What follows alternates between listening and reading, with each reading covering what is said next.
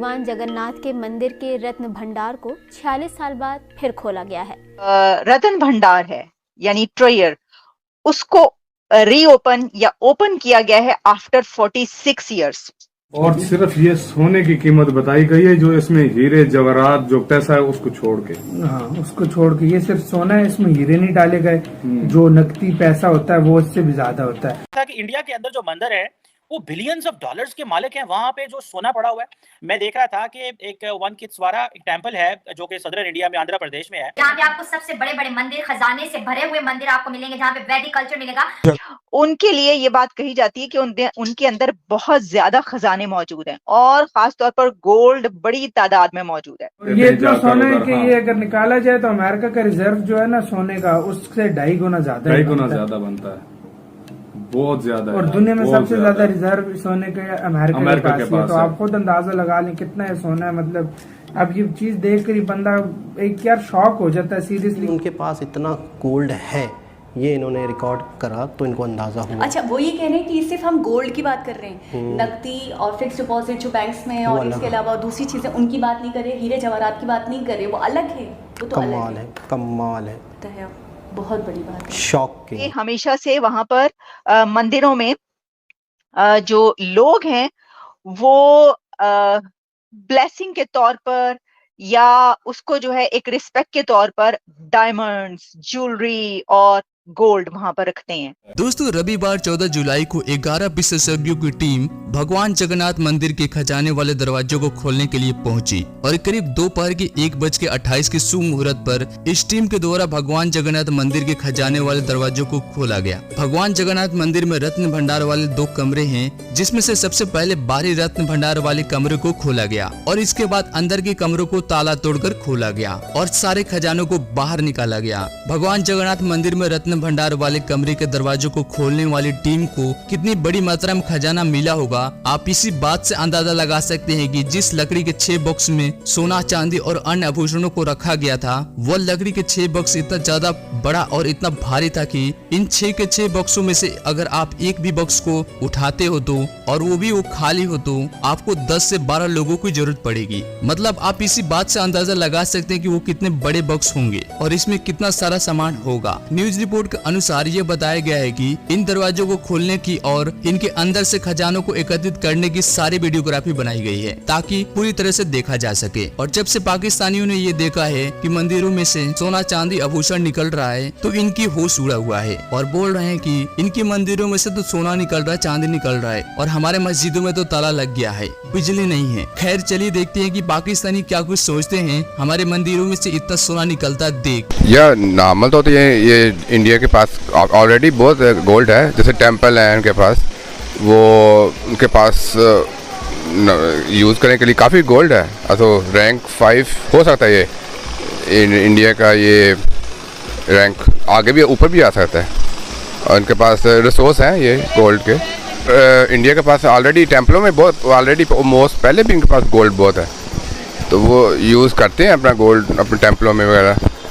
तो I think rank ऊपर भी जा सकता है। उनके जो मंदिर वगैरह हैं वो कुछ इस चीज़ में ज़्यादा वो इन्वॉल्व हैं।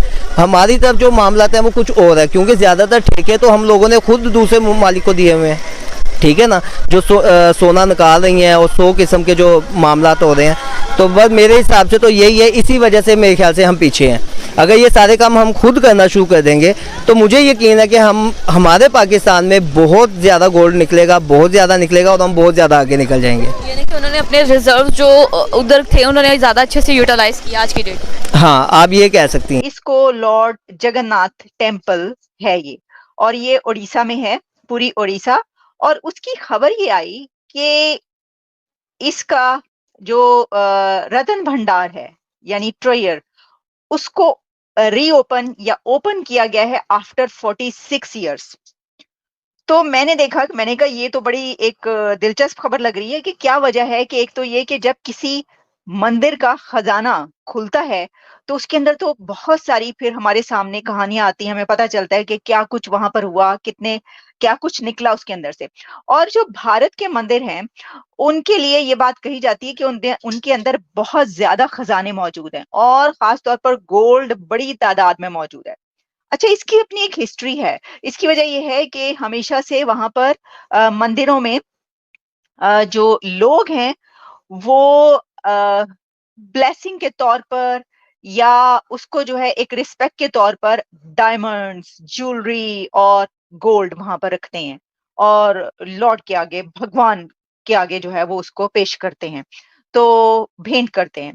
तो इस वजह से ये कहा जाता है कि जितना सोना पूरी दुनिया में है उससे कहीं ज्यादा सोना आपको भारत के मंदिरों में मिल जाएगा, अगर उसको निकाला जाए और उसको जो है वो कैलकुलेट किया जाए। तो अब ये खबर आई तो मैंने कहा जरा देखते हैं कि ये क्या है। एक तो ये कि जनाब ये 46 ईयर्स के बाद क्यों ओपन हुआ। अच्छा, इसके लिए ये है कि जब हम इसकी हिस्ट्री पर नजर डालते हैं और इसके कुछ सीक्रेट्स पर भी बात करेंगे, क्योंकि लॉर्ड जगन्नाथ टेम्पल पर जब मैंने देखा, ये वाली खबर देखी, तो मैंने कुछ और भी रिसर्च की। आपको पता है रिसर्च की आदत है, वो कर ही लिया करते हैं हम बुरी आदत पड़ गई है। तो मुझे इसके बड़े कुछ ऐसे मिस्ट्रीज मिली, वो भी आपके सामने पेश करेंगे। लेकिन अभी हम बात करते हैं कि जो रतन भंडार है लॉर्ड जगन्नाथ टेम्पल का, यानी कि ट्रेजरी, तो रतन भंडार पहली मर्तबा जब ओपन किया गया था वो 1905 में था। मैं बिजनेस स्टैंडर्ड में भी पढ़ी थी और भी कई जगह ये वाली खबर आई हुई है।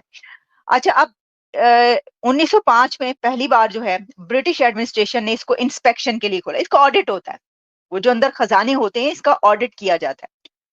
1905 के बाद इसको जब दोबारा ओपन किया गया इसका रिकॉर्ड रखने के लिए, इसके आइटम्स और ज्वेलरी के, तो उसमें 1926 में किया गया। फिर 1926 के बाद फिर इसको जब ओपन किया गया तो 1978 में किया गया। और उड़ीसा गवर्नर बंगाल जो है दयाल शर्मा, उन्होंने जो है उसको उस वक्त 1978 में ओपन करवाया था।